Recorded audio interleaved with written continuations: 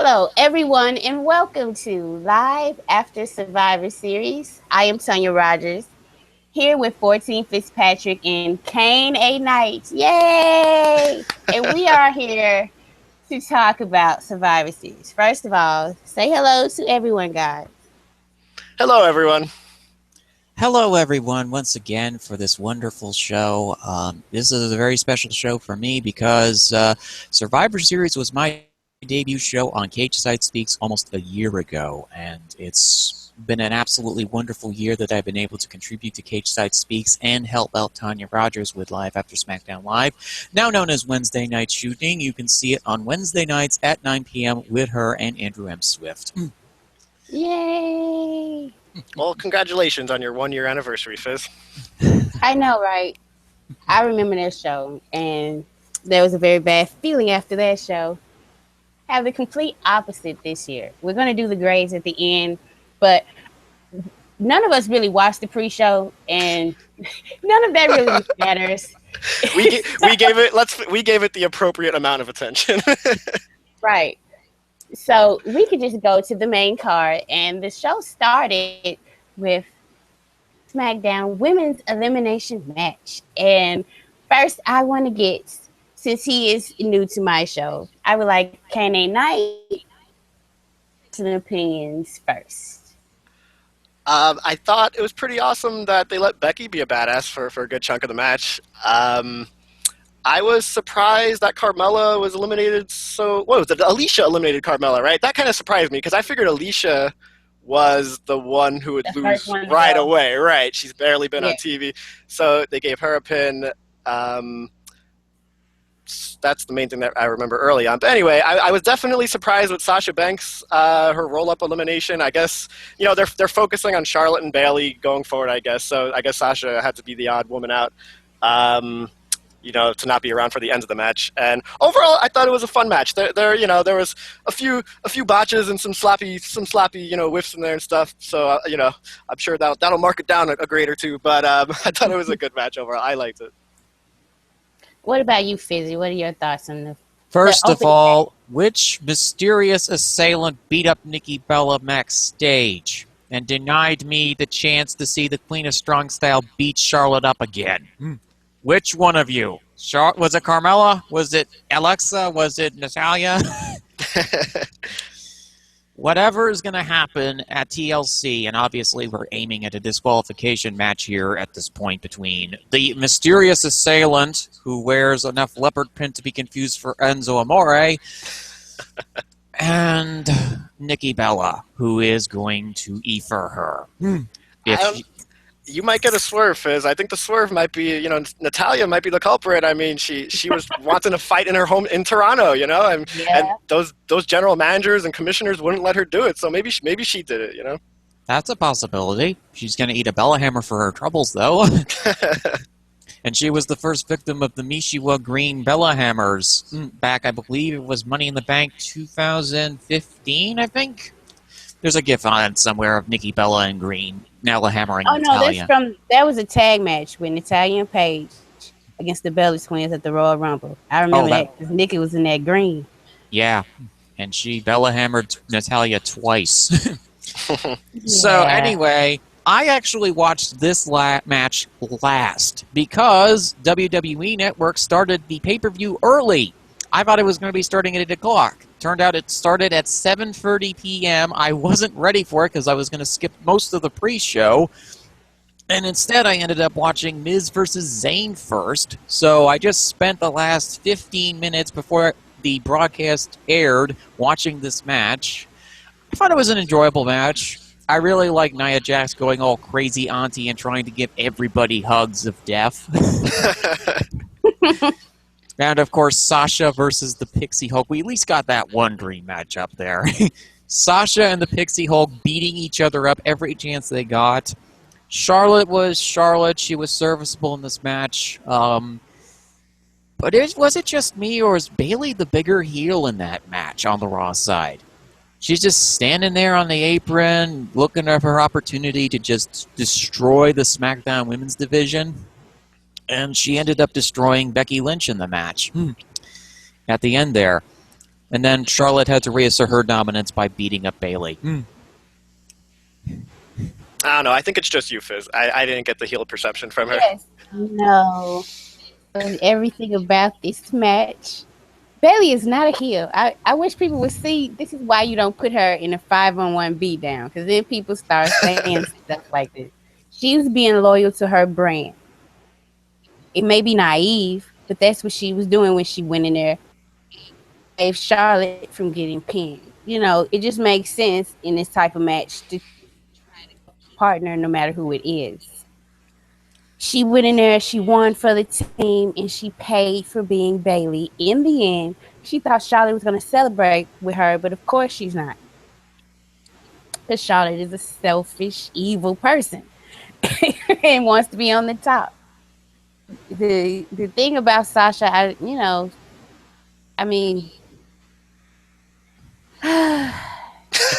it happens. It happens, like, she lasted longer than the New Day.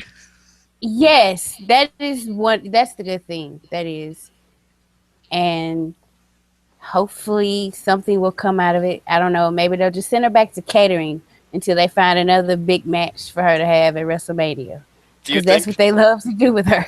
Do you think she'll be eating some pinfalls at Nia Jax's hands on Raw going forward?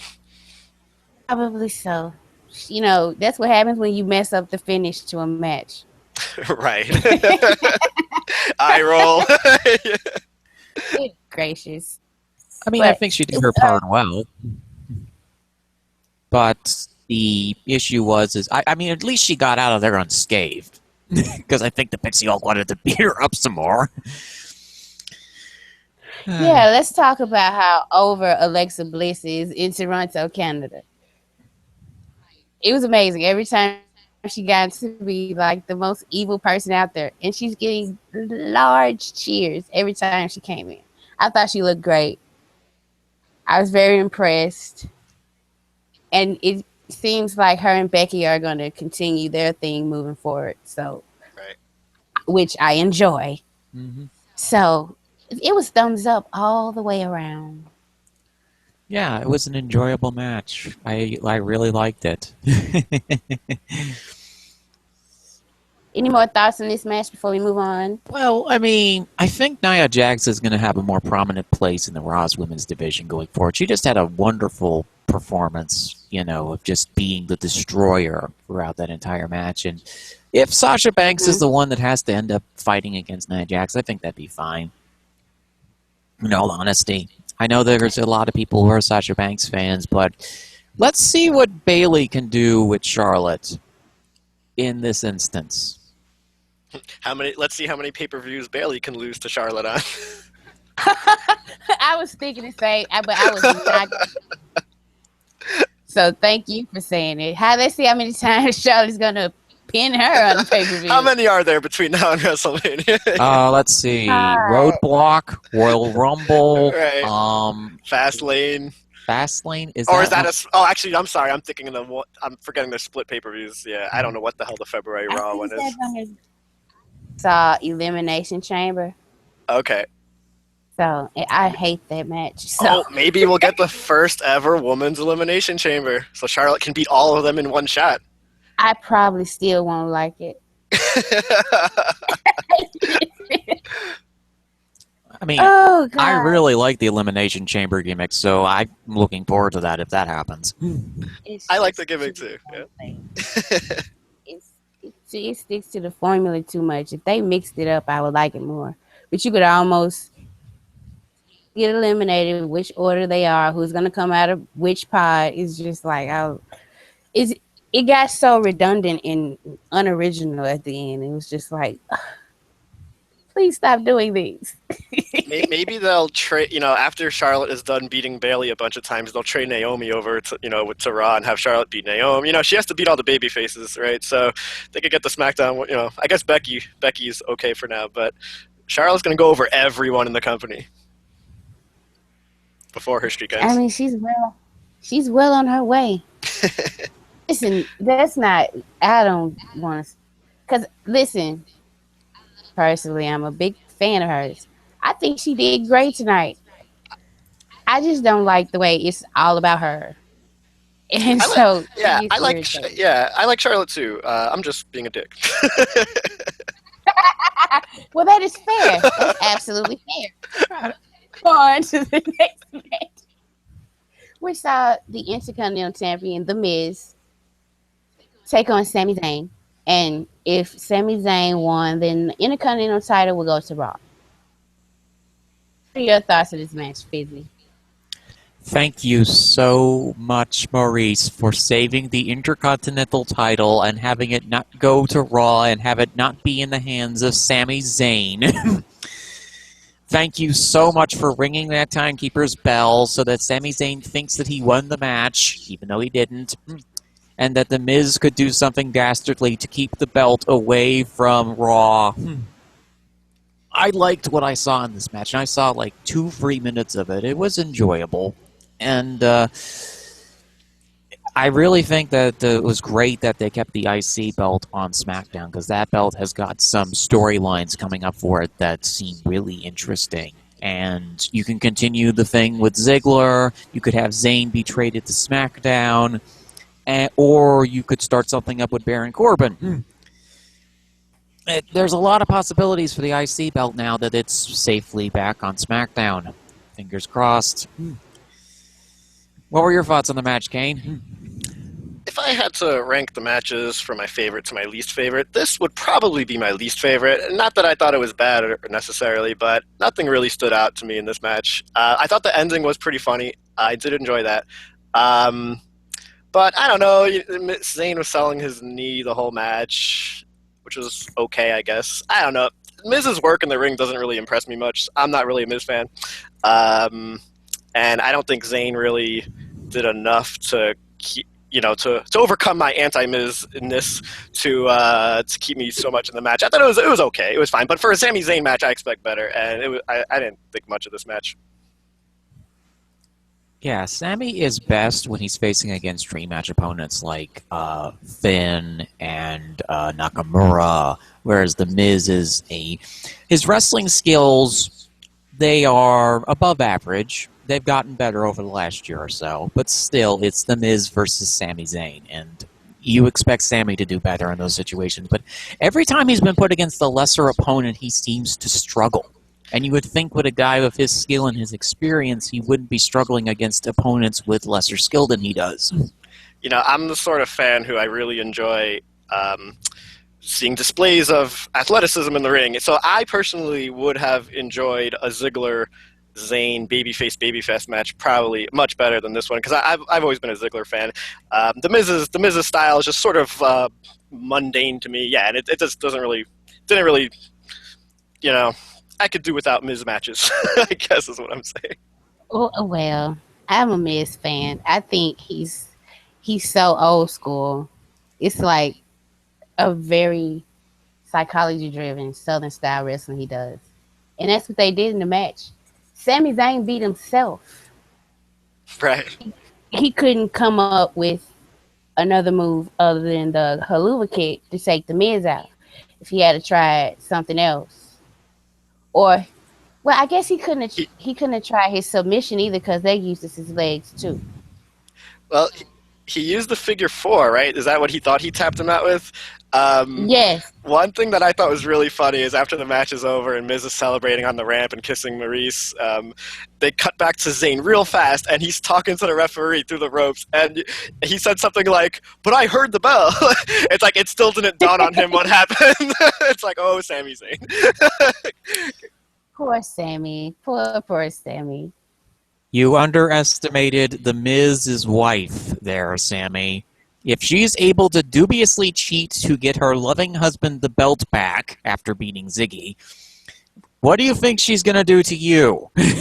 Answer, ring a bell so that it confuses you that you think you've won. And it also is like a throwback to the Montreal Screwjob. Everybody's in a submission and the bell rings, but no one's given up yet. Right. Yep. Yeah. I I always appreciate when they can just rub it in Bret Hart's face. What they did. There were multiple times on this show, or maybe it was just once. I think it was twice, where people had sharpshooters on. I want to say Natalya and Cesaro each had a sharpshooter on someone, and I was like, "Oh, are they going to do it?" With the bell ringing. But I am disappointed in Sami Zayn. He should know the cadence of what the normal bell ring sounds like from the official bell ringer, and he had no clue.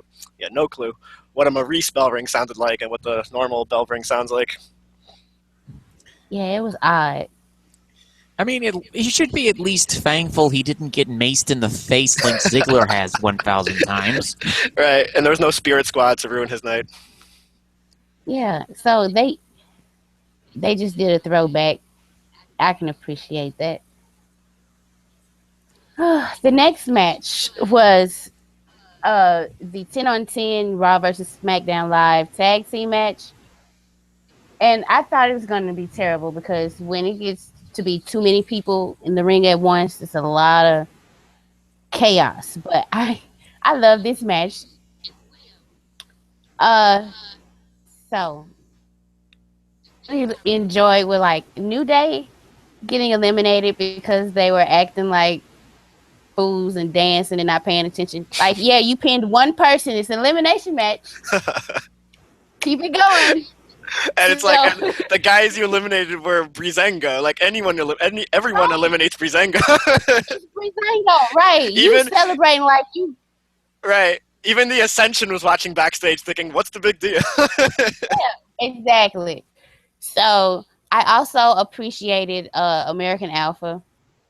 I was a little disappointed that they didn't win in the end. That's who I was rooting for, really. Yeah. But if Cesaro, who is over like Rover, could get a pay-per-view win and celebrate the complaint, that's my thoughts on the match. I thought this may have been my favorite match on the show. I really, especially with the ending sequence, when it was just Cesaro, Sheamus, and the Usos, I was super into it, and they sucked me in on a bunch of the false finishes and all that. And I want to see that match now. I know they're not going to do another cross-brand match for a while, but I want to see Cesaro and Sheamus against the Usos for some sort of tag titles. So now I'm more invested in Cesaro and Sheamus as a tag team. So you know what? I think it was a success. And you know what interested me in this one is the Shining Stars got some burn in this match. And I wish the match even went a little longer. I wish they could have cut maybe 10 minutes away from the longer one, the Kevin Owens match, and given some more time to this one. Not that this was short or anything, but I was really enjoying this match. I thought even Breezango early on when they were throwing their tickets around, I thought that was hilarious. And so yeah, I really enjoyed this one. I thought it was really good. Izzy, what are your thoughts on the match? So the Toronto Police Department is apparently missing some police hats because Breezango appeared, and I had never seen Breezango with these fashion police outfits, I guess. And they get eliminated first by the New Day, who are busy celebrating when they get attacked by a couple of house movers, the Usos. And the Usos eliminate the New Day, which was hysterical. And the rest of the match was like this wonderful controlled chaos. You have people flying around. You have people doing dives. You have Enzo Amore being a ballistic missile. Finally, they got some use for him.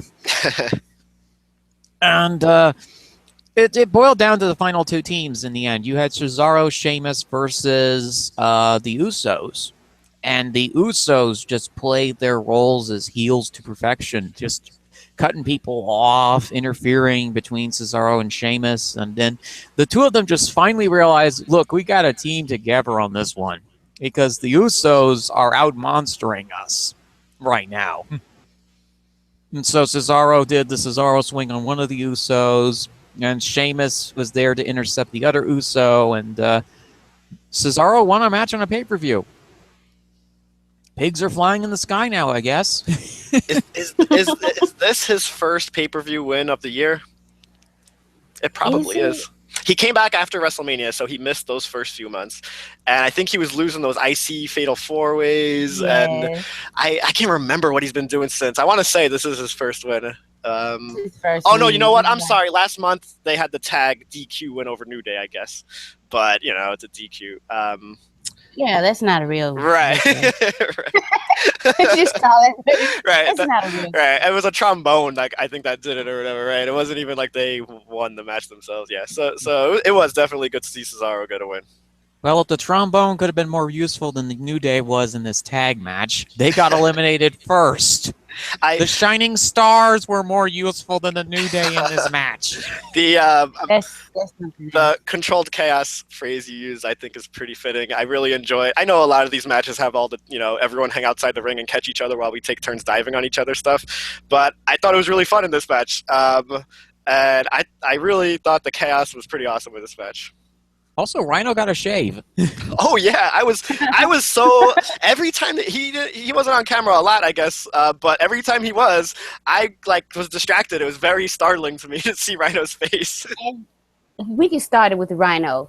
All of the spears on this show tonight were just range from great to excellent. So the spear game and gore, whatever you want to call them, they were top notch. Top notch. And okay. I think Heath Slater's dive was my favorite of the bunch. That was amazing. Good job, Heath Slater.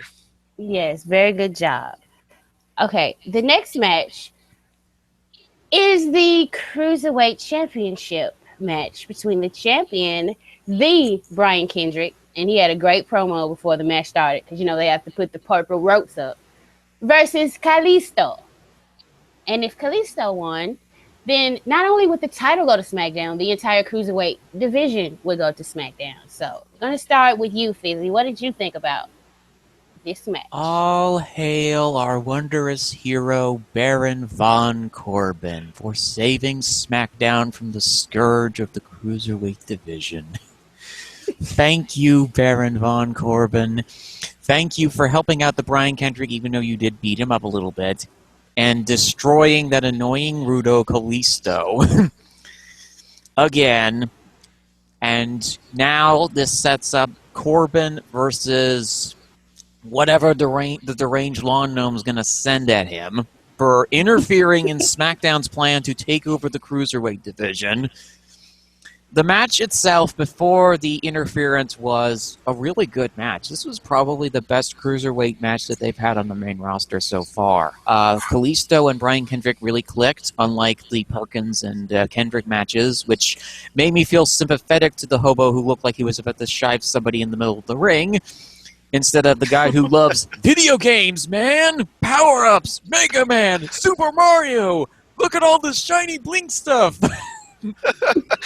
It's funny when Enzo and Cass came out. Sorry, I'm going back quick, but I'll have some continuity here. In their promo, they were talking about having their energy drained, and I was just thinking of T.J. Perkins in video games when they were talking about that, and I was like, "What's going on here? Did the gimmick spread?"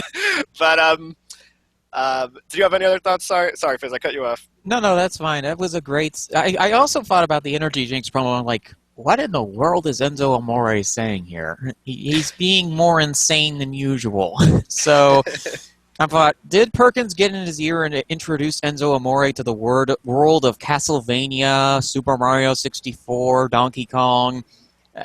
Corrupted his little mind in the world of video games and power-ups.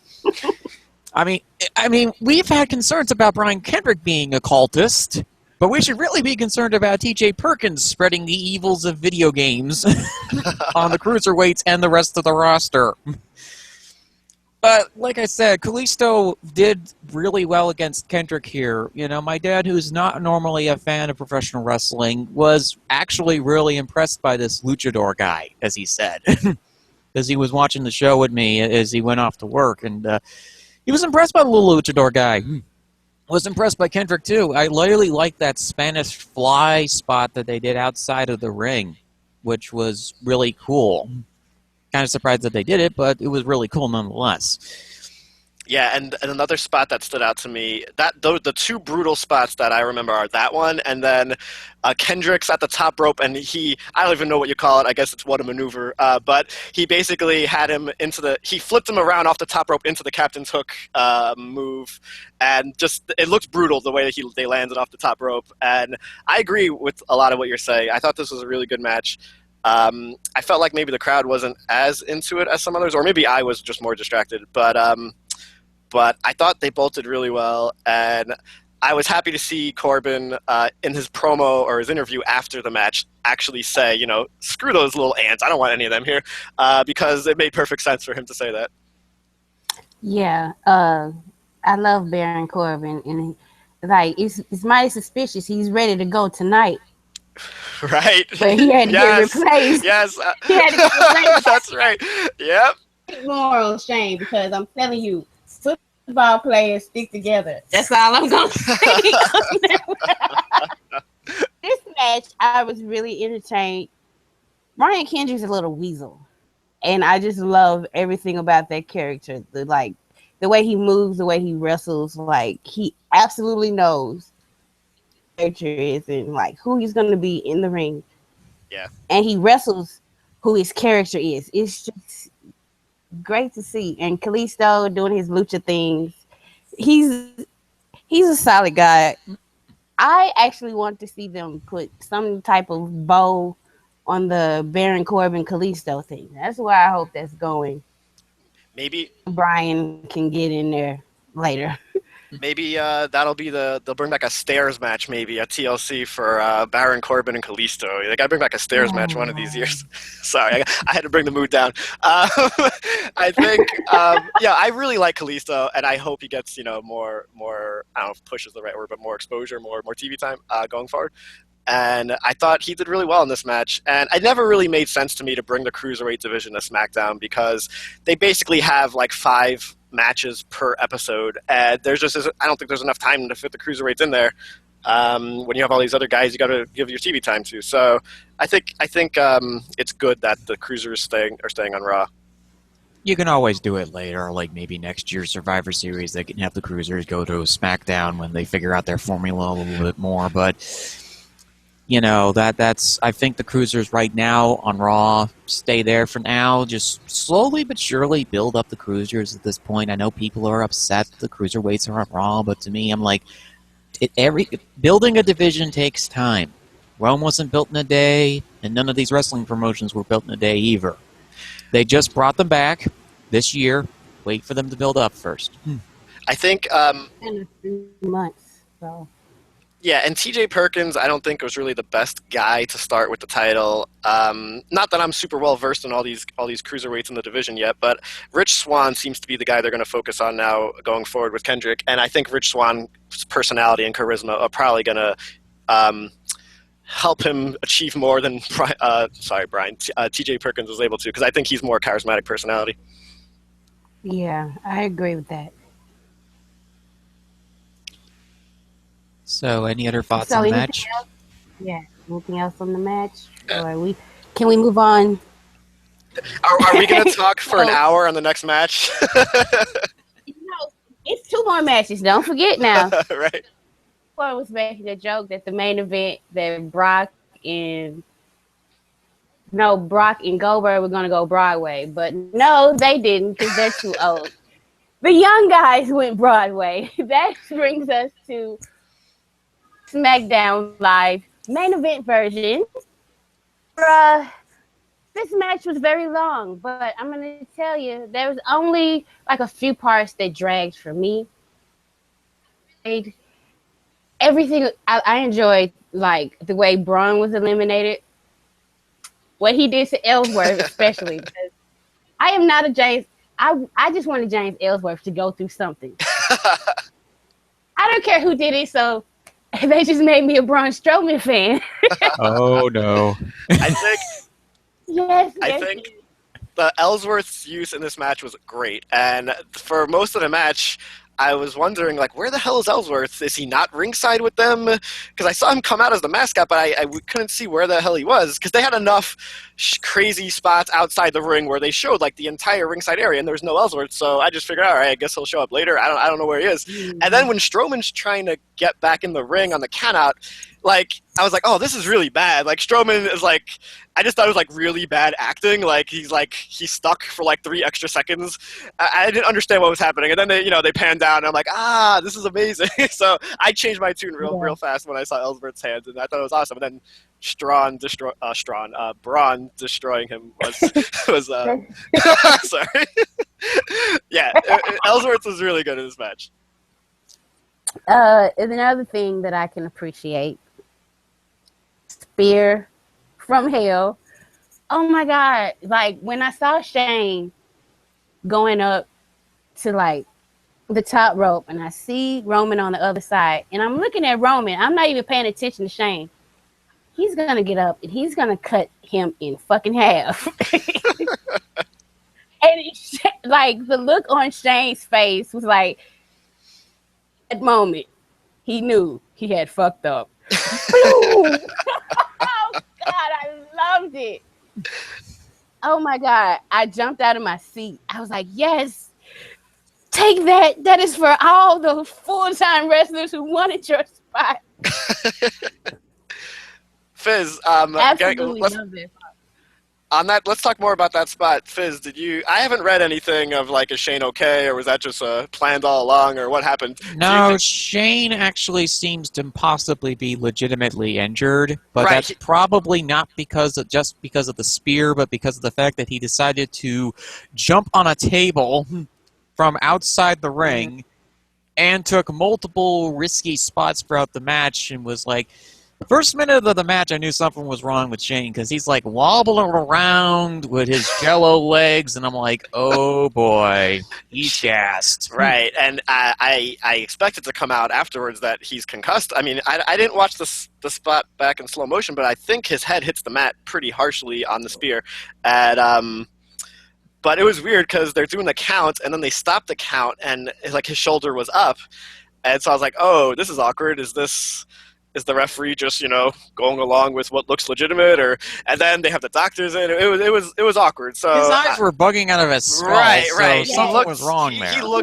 He looked concussed to me. I mean, not that I'm just a random Joe, so what do I know? But he looked messed up. Yes, he looked like no. Right. No. I cannot do anything else. Even before the spot, he didn't look okay because he was wobbling on the outside of the ring. He did go to Braun in the table. There was so much Shane McMahon in this match. It's the one thing I would point in this match that I think there was, if I had to pick out my biggest negatives, and Shane's punches are terrible. Anytime he had, like, I felt bad for Roman Reigns having to sell Shane McMahon punches. And I did. Because he got him back. That's right. But man, Shane's punches are terrible. And I mean, I get it, he's not a trained wrestler, but it's like, man, like, those are they're terrible punches, and then he took so many moves too. He was taking a beating for a good chunk of the match. It was him and Ambrose, and maybe AJ were like the three guys. Like Orton and Wyatt really weren't in the match a lot for the first half, I would say. And Shane McMahon was like the ragdoll getting beat up for a good chunk of the match. And I thought that was probably the weakest part because he's not a trained wrestler, and it didn't look great. And it was. And he took a beating in that match. He really did. Here was my thoughts. Like, at the start of the match, it was like, okay, how in the world are they going to get Dean out of this match? And Dean got eliminated by Braun Strowman after assistance from AJ Styles. He was eliminated first. Yeah. Yeah. My mother was pleased with that. She doesn't like Dean very much. And then Braun got counted out by James Ellsworth. Then Braun decided that he was going to take the little tiny man and he was going to throw him into something heavy. And that something heavy turned out to be a couple of tables, a Gatorade bottle, and 2 boxes of pizza. Was that pizza boxes? Because I was looking at it like, I think that's pizza. Yes. Yeah. There were pizza boxes on the table. Staff members are going to be furious that Ellsworth ruined those. Maybe they set up a merch table for Ryback, and that was what he was eating. Had some pizza, But what I thought was, sorry, I'm having a brain freeze. Continue talking, Fizz. Then after all of this happened, and Braun walks to the back, he actually did a lot better than I expected he would. And I know that you're a certified Braun Strowman disliker, Kane. Oh, I remembered what I was going to say. It's related to Braun. This was a very awkward spot in the match, and I don't know if anything went wrong here, or this is just how it was, but Dean Ambrose is still in the match at this point. He jumps over the top rope, and Braun catches him on the outside. And then Braun walks right. He walks over with him around the corner, setting him. And I was like, "What is he going to do with him? Obviously, it's going to be something destructive." And then he turns around to face the ring, and so he could be in the right spot for whoever it was. I forget. AJ Styles. Okay, to jump over, and I was like, "Oh, terrible!" Right? Yeah, you're right. That was one. He was supposed to have a monster moment like Nia, and I will say Nia passed, and he got a C minus. If he hadn't threw Ellsworth through that table, there would have been nothing he did that was like particularly intimidating. Did either of you?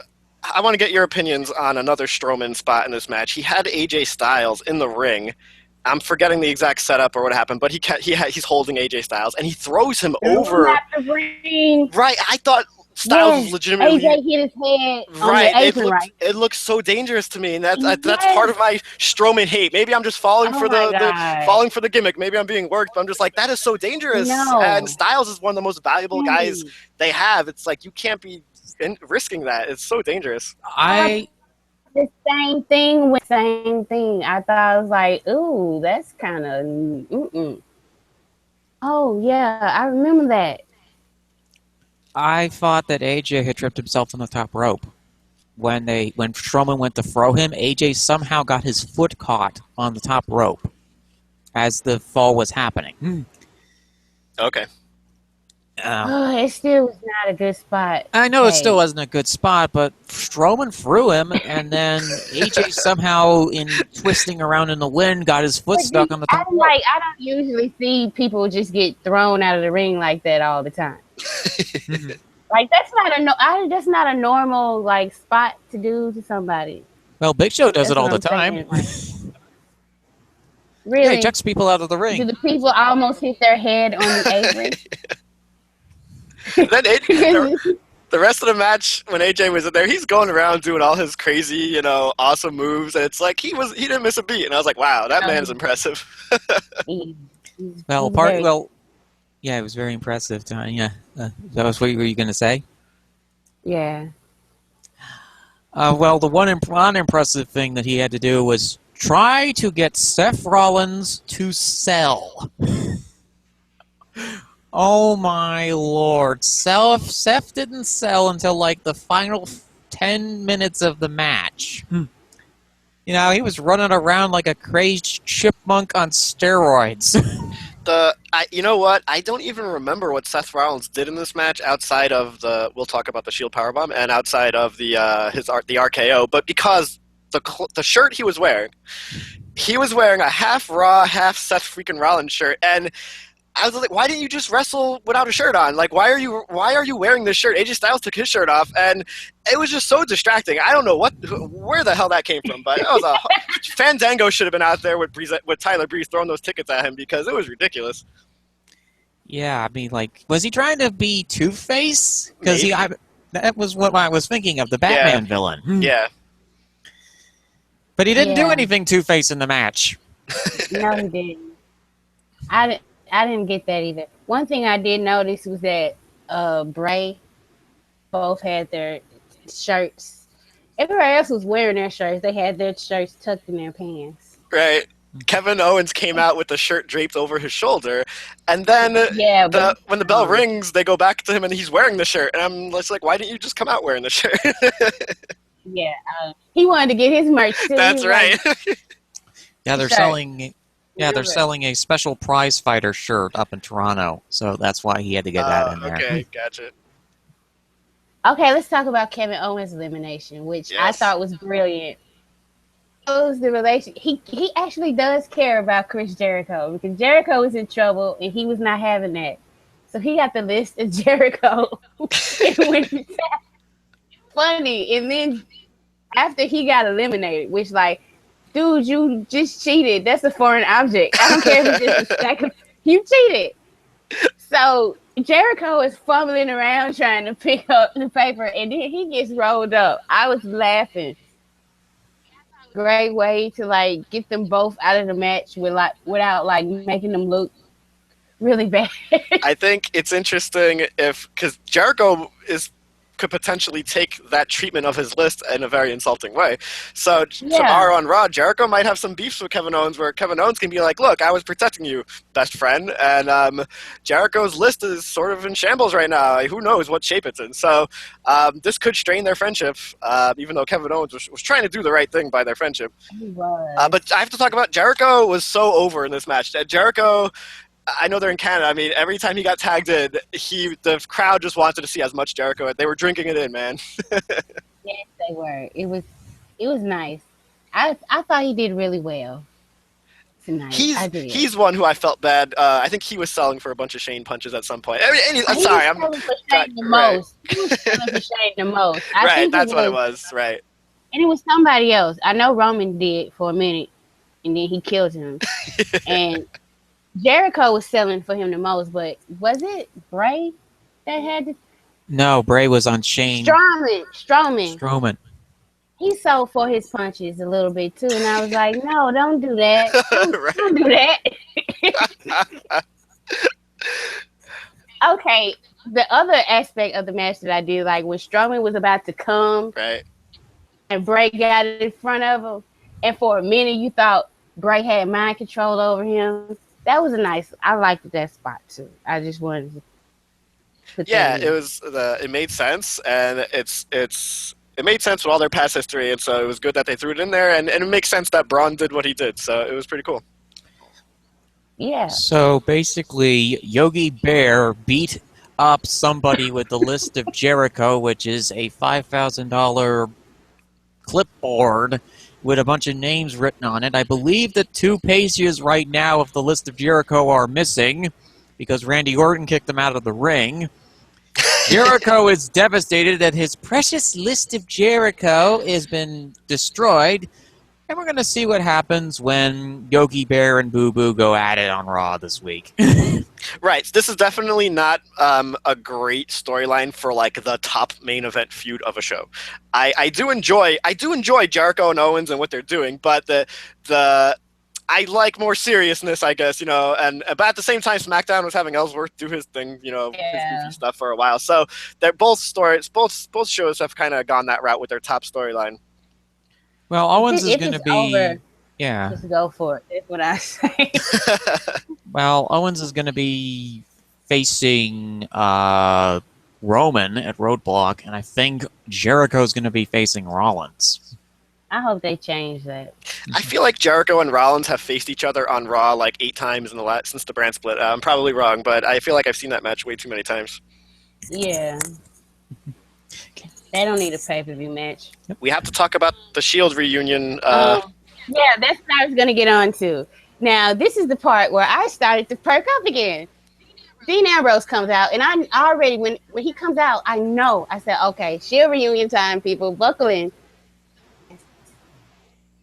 Is the reason why Dean Ambrose got eliminated. So he can come back and interfere, because what are they going to do to Dean? They can't, eliminate him again. So he gets in the match and starts beating up his own teammate, AJ Styles. So security is pulling him back and everything. And then Roman and Steph give each other you know what? Yeah. And then they start beating up the security guards. And then they do the power bomb through the table. Unicorns and rainbows and magical moment. Reason they've already fought each other and all of that, so I can get with them doing that and getting rid of AJ Styles. Yeah, I popped big a year ago at, was it Payback, when they did the triple powerbomb on Orton, and that was one of my favorite spots of the year. And same thing here, and this one did blindside me. I didn't even see it coming because I'm a mark, I guess. But it was once they go and take out those security guards, I'm like, yes, awesomeness! I was so happy, and it was very satisfying and fulfilling. Bravo to all involved. Also, yeah, and I see some people. I just one thing from a Shield devotee. Y'all don't be taking it out on those 3 guys that the WWE ran that into the ground. It's awesome. Don't be saying screw the Shield. They are. You just forgot how great they were. Go watch them back on the network. Don't do that. Right. And also that very confused high school teacher wasn't able to stop them this time because he was in the backstage area because he just got carted off. So he couldn't stop Dean like he had earlier in the match because he got speared. It kind of reminded me of Roman Reigns if he was gonna like spear the Stay Puft Marshmallow Man or something. That's what it looked like. I had these feelings of I can't think of the word right now, but when it was Roman Reigns left all alone against Wyatt and Orton, I was like, oh, they're doing it again. Yeah, me too. Right? And you know better than me, as you're a big Roman Reigns fan, so you know that feeling way better than I do. And I was like, oh no, they're gonna do it again to him. So I was actually surprised when both Orton and Wyatt survived. I figured Roman's getting booed out of the building. I just figured he's gonna go over both these guys, and even Luke Harper as well. Why not? And then he's gonna be the conquering hero who just gets booed out of the building, you know. But they didn't do that. Now they're gonna start it's football season almost over with. You know, they ain't got but a month. Stephanie gonna start picking on Roman and Seth again, and Triple H gonna come back. And yada yada. Yeah. Mm-hmm. Did any of Luke Harper's interference get seen by a referee? I feel like they'd had to. Like, there was no disqualifications for anything Luke Harper did. I was a little annoyed by that. No, the referee didn't see him. Although by then the referee was kind of already getting really annoyed because of the fact that he just saw an angry man just beat somebody up with a list, have a ginormous dude. And that's the thing that my mother commented on. Going through tables. Yeah, somebody crashing for a table. Also, Orton versus the announce table. He is now 0-14, I believe, because he tried to go through the table. They had to actually use the Spanish announce table for the spot because the other table wouldn't break. The German announce table is tough. Yeah. It will not be break.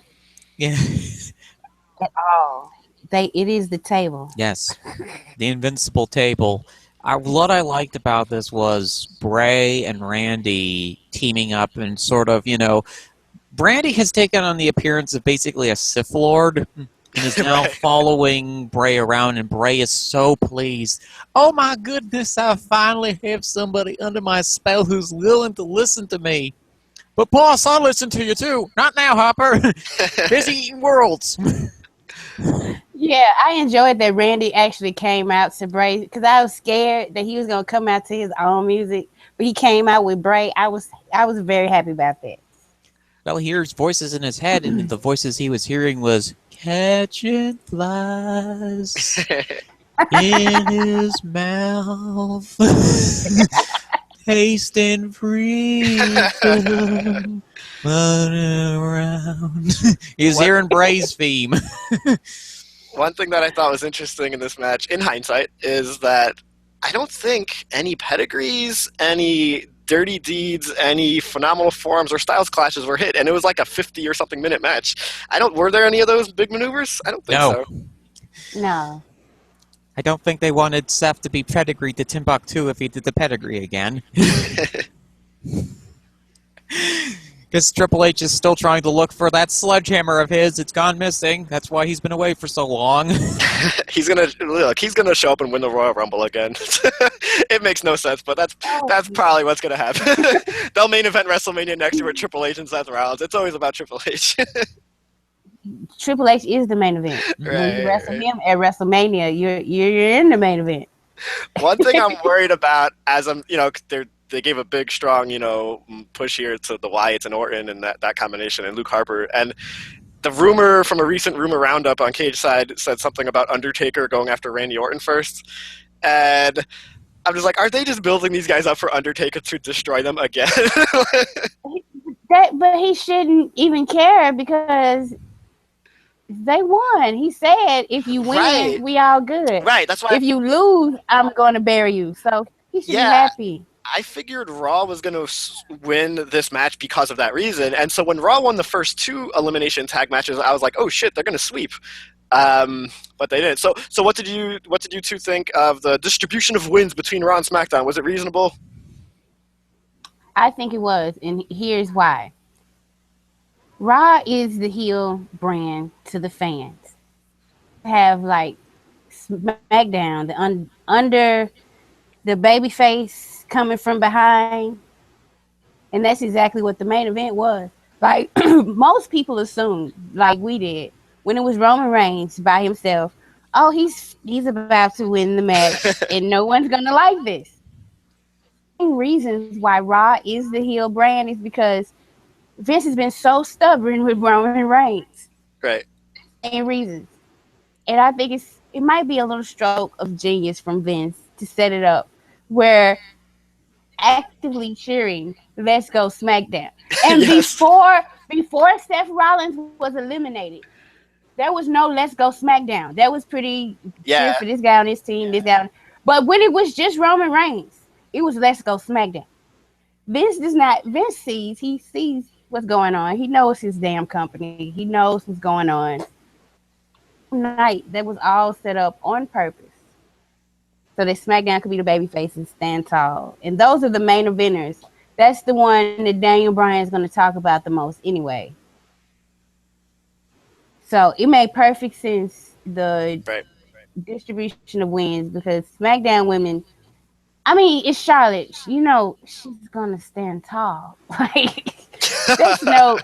I was kind of surprised by Raw, but they actually have a storyline to go along with it, so I'm not going to be mad. And it's Cesaro. Like, how can you be mad Cesaro won on pay-per-view? Yeah. Well, now Stephanie and Foley threatened people's jobs if they didn't win. Was that just for the main event Survivor Series, or was that for like the totality of the 3 matches? Because if it was just for the Kevin Owens match, she has some people to fire now. She got a lot of people to fire. maybe they'll get Ellsworth back for one night and book a 5-on-1 revenge match, and the 5 of them could take on Ellsworth and just give him the beating he has coming to him. Because he got rid of Braun, right? So we don't know what would have happened if that hadn't happened. But yeah, I enjoyed that match. So, any more thoughts about this moving forward or anything? I just think I thought it was a good match. A little too long. Was a bit long. My mother was very confused as to why this 46-year-old gym teacher was working a wrestling match. Is he only? I thought. You know what? I thought he was older than 46. That he's 46. Yeah, he was born in 1970, so he's like 46, 47. So she was really confused as to why this man and his horrible punches were out there in this ring, and then... Isn't Jericho 46? Yeah, but they're both in kind of a similar shape. You know, Chris has got a massive beer gut. And... Oh, another thing to mention, my mother does not like Chris Jericho's mustache. Oh, he's doing that on purpose, right? To be a heel, right? I know, but my mother alluded to, why is he trying to look like Adolf Hitler? That's what my mother legitimately said. Drop the stash. He was doing the, because she watches war documentaries in her spare time on PBS, and she's well aware of the German military style of walking, and like, is he trying to look like a German soldier, honey? Is what she said to me, because he's got the long scarf and the mustache. And like, well, he's not trying to do it, but I do remember that Jericho does come from the school of thought of just, he started a riot in Brazil when he stepped on their flag once. Yeah. And JBL did the accidental goose stepping on a house show in Germany that got them banned for a couple years. From working there. But that was like my mother's fault. I was like, why does he have this mustache on? Why is he trying to look like a German World War II soldier? And I kind of get it. I kind of understand it, because, like, I don't know if that's the kind of look that you should be wearing when you're going overseas international, especially in Germany, because Germans are very, very particular about that. You know, they have so many anti-Nazi laws in place in that country that it was just a little thought, you know, as me and my mother were watching this show, and she saw Jericho's entrance, and she was like really shocked that they allowed him to have that mustache. Also, he did bust his nose during the match. Right. Yes, he did have a busted nose. The match was very physical. I would give it to. I was so proud. Like, other than the two 40-year-olds, like AJ Styles is like, so he was like the oldest really full-time wrestler. Those these guys can go. And other than like small little parts that dragged and Seth Rollins in there putting on headlocks again. Other than that, I enjoyed the way the match was structured. And it was like a perfect ending to the crescendo of the whole night. SmackDown overcame and stood tall with their heels, no less. But the Wyatt family desperately needed something like that. And the fact that it's Roman over pretty much everybody else on the team. Sorry, he's kind of like the most legit person to pin on the team. Sorry. He is.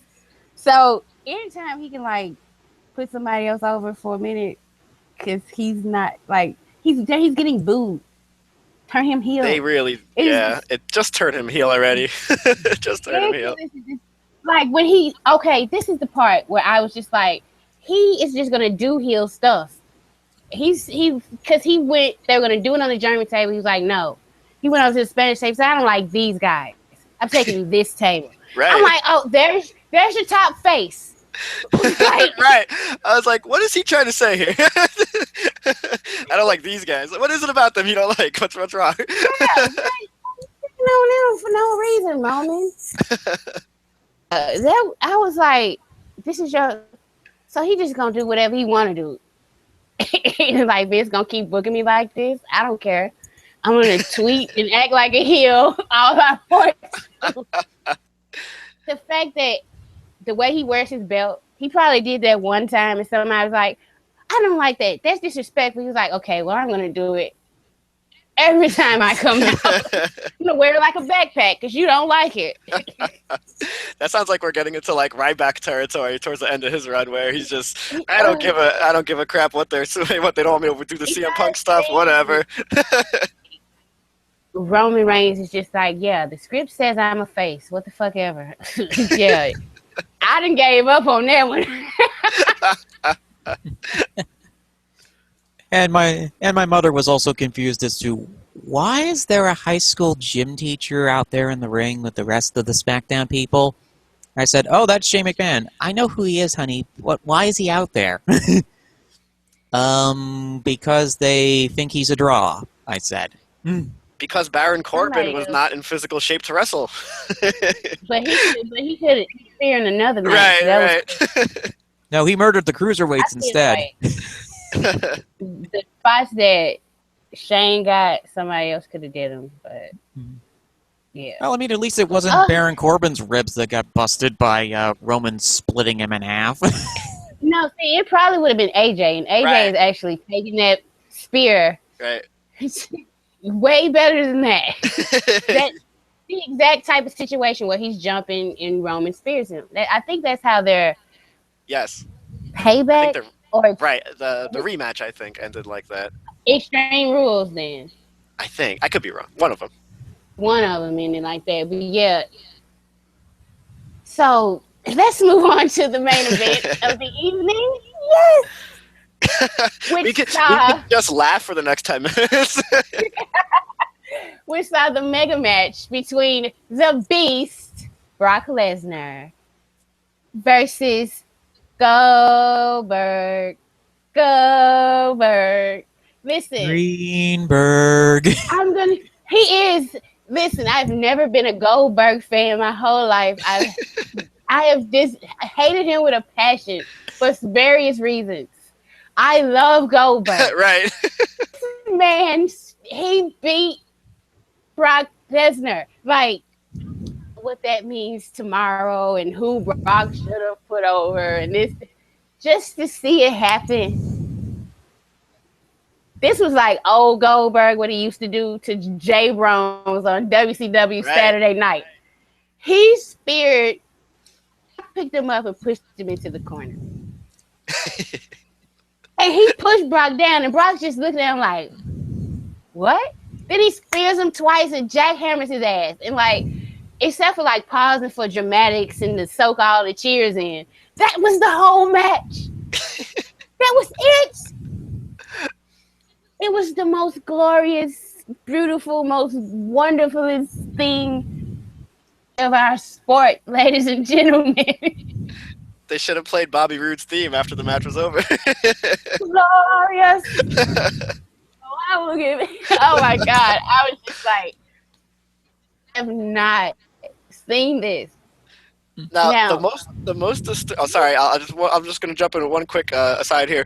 The most disturbing thing to me about this whole sequence was after the match was over and Goldberg goes to bring his son in the ring. Did he like throw his son in the ring?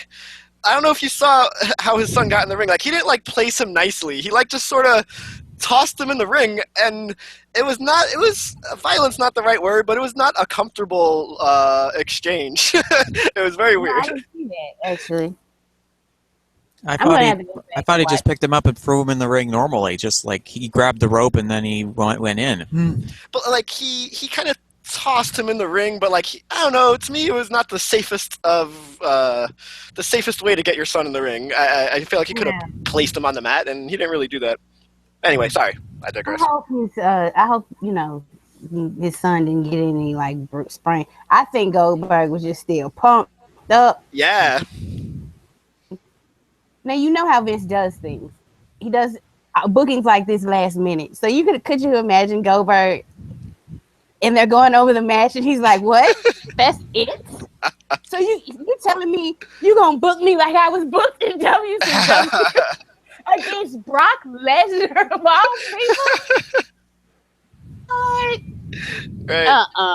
So I want to see it at WrestleMania, though. You guys know that, right?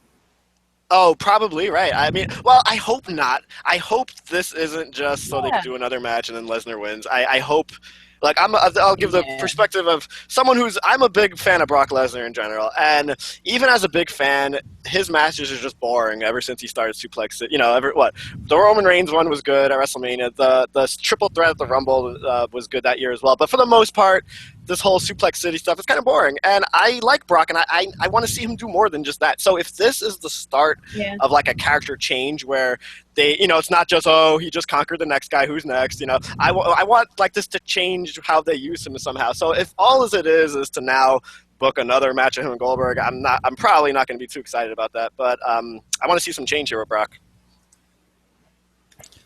Yeah, well, I think what it is that Vince didn't expect Goldberg to get the reception that he got.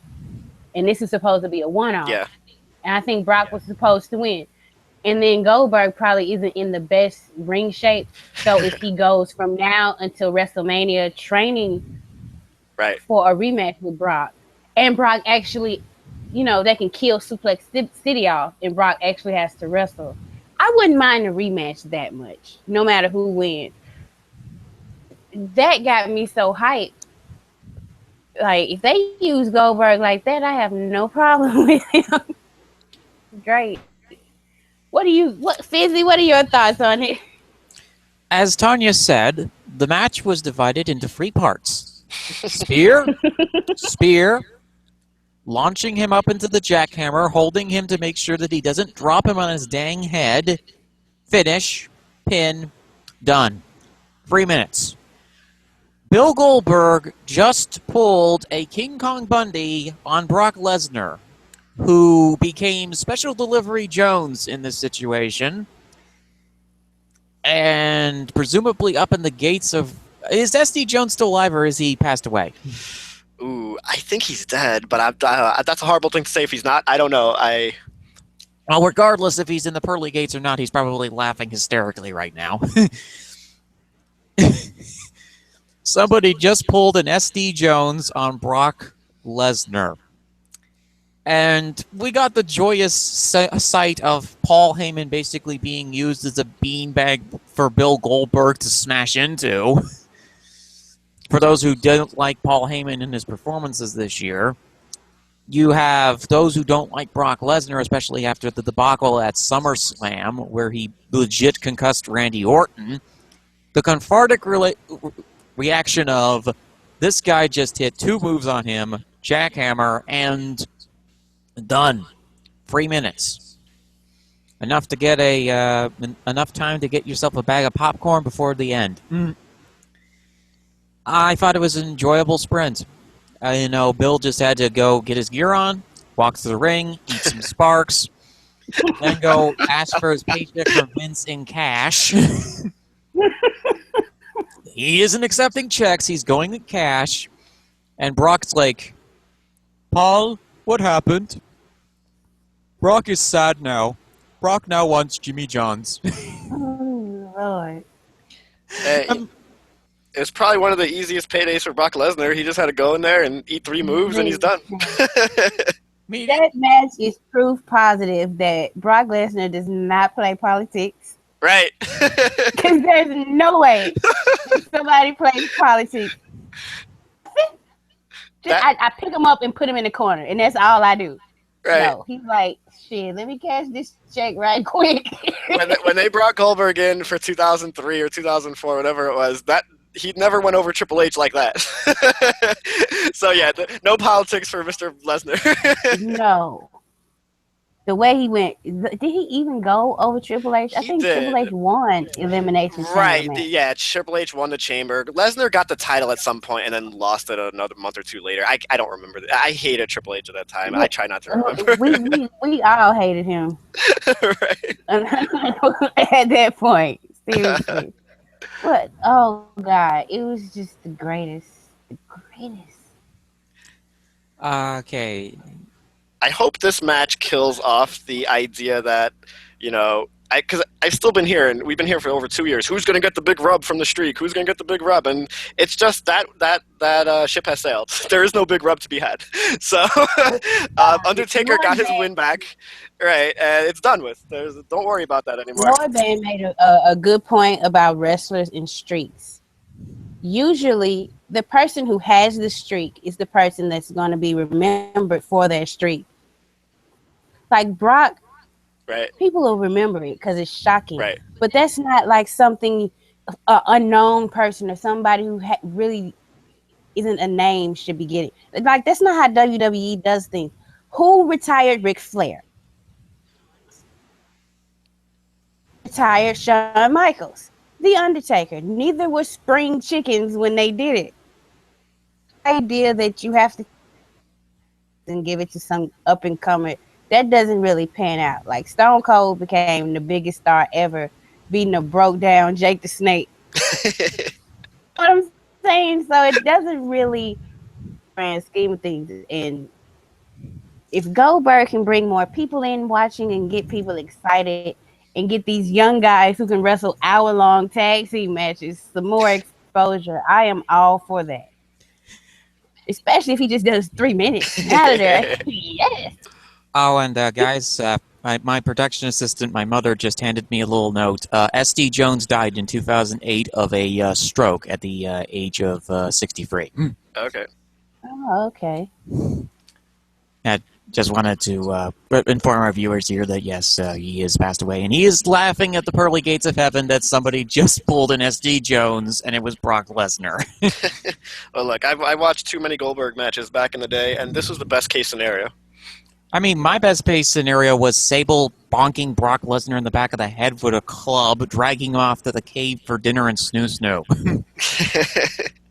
This was the second best thing.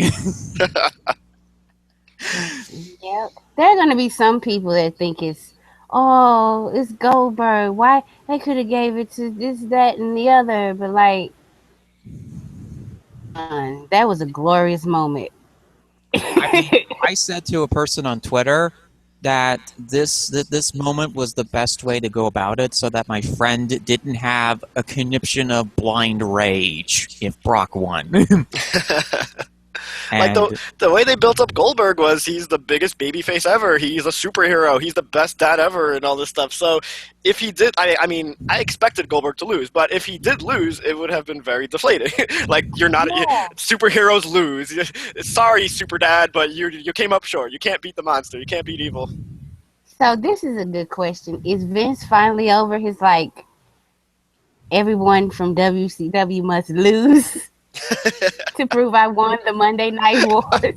Who's left to embarrass? Is there anyone left to embarrass besides Gold? He could still embarrass Goldberg if they do another match. But yeah, I think I don't think Vince will ever be over that. I don't think Triple H will ever be over that. I think it's a tandem thing with those two. So as long as he doesn't face Triple H, he might be okay. Oh, maybe that's what this is. It's going to be Triple H against Goldberg at WrestleMania in like a retirement on a pole match or something. Don't tell me that. Dude, no, don't. My thought actually was, I thought that this was leading up to Goldberg versus Cena. Well, if Goldberg's willing to do another match, that's certainly a match that's always possible because, you know, Cena versus any old guy from the past is a match they would do. That's true. But I don't know if that would be a good fit, though. To see the top babyface against Super Dad. Yeah. Heel. And Cena can't do a heel? Well, Cena, they never. Cena, I've been waiting for Cena to turn heel for like 11 years. Yeah, it's not happening anytime soon. No, they don't want him. He's not gonna do it. He gets to be a heel on Total Bellows, so he's getting it out of his system. All great that I would give to this show. It was an A-, just because like there are little things here and there. But I was thoroughly entertained. Every match delivered for me. Most of them are SmackDown stories, but there are some potential things on Raw also that could be interesting moving along. So, what do you guys rate the show? What do you give it, Fizz? I was going to let you go first on this one, Kane. Okay. I would give it a B or a B+. Let's see. Quick decision. I'll give it a B. I thought nothing was really bad on the show, but there wasn't really anything. I don't think any individual match for me was great. I think it was all kind of good. So a B is probably fitting. For me, I'd probably give it an A-, because this was the first time that I actually got to see Survivor Series live on the WWE Network, because when I did the Survivor Series show last year, I didn't have the WWE Network back then. This was the show that got me the WWE Network for the holidays and as a present, and I was looking forward to it and seeing what they could do here. Apart from the bonkers start time, which started like 30 minutes early, so I missed most of the women's match until I caught it on replay before our show started, as I said. The lack of Nikki Bella hammering Charlotte in the face, and just Shane. I hadn't seen the badness of Shane until this match, and oh my lord. A bowl of Jell-O is more coordinated than Shane McMahon is when it comes to selling and pulling punches. Like I said, my mother was confused as to why they let a high school gym teacher enter this ring with these 4 other people. Like the ending of the men's match, was happy that they kind of surprised us by having SmackDown win out there. Like the tag match for being controlled chaos. Like the women's match for what it was. It was enjoyable. It was fun. I like Nia Jax squeezing the life out of people, giving people hugs, which is going to make Bayley mad because that's gimmick infringement. And I'm happy that Tonya didn't have a conniption over the Brock Lesnar-Goldberg match. And all's well that ends well, right? And not only that, she's a Goldberg fan now. I know, right? This show has made me a Nia Jax fan. A Braun Strowman fan and a Goldberg fan. And, like, those are 3 people I was kind of like, whatever. So... I mean, Big G's going to be happy, too, because his man Braun Strowman was murdering people the entire match. Right. I would say that a lot of people had a lot... I know some people are upset because Raw won a lot, but, like, just because they were booked to win doesn't retroactively make Raw the better show, or that they had the better women's in tag division, because they don't.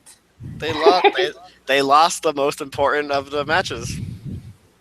List was over of all the women out there, and we also got to hear Michael Cole's voice. Thank goodness. I know that most people wouldn't be thinking that as a positive, but compared to Morrow, oh my god, Morrow's out of control. Oh god.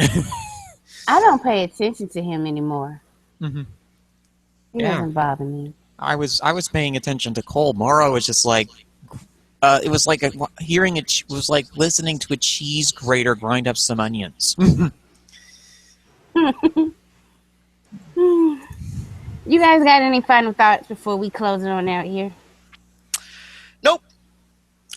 I think that going forward, this was much like an all-star game. It was a fun experience. It was enjoyable. You got to see some of your favorite players facing off against one another, but there's going to be more interesting things coming along on the horizon. We got Roadblock coming up with some of these matches looking interesting, and we also have TLC, which will probably lead to the first women's tables match, I guess, between Becky and the Pixie Hulk. We also have a potential no DQ match between the mysterious assailant from Jersey, actually Massachusetts, versus the master of the Bella Hammers, Nikki Bella, which will be really enjoyable. And this was an all-star game. It was an enjoyable all-star game, but I'm looking forward to the next two pay-per-views, Roadblock and TLC. Well, it's been an enjoyable show, and I like talking with you guys. I enjoyed the show, and I can go home. I mean, well, to sleep now, thinking about that big spear from hell. I'm just gonna be replaying it in my mind over and over, like, doosh, and then he came down, was like, blam, and I was like, the rest of the show could have been pretty bad, and I saw that, I would have been happy.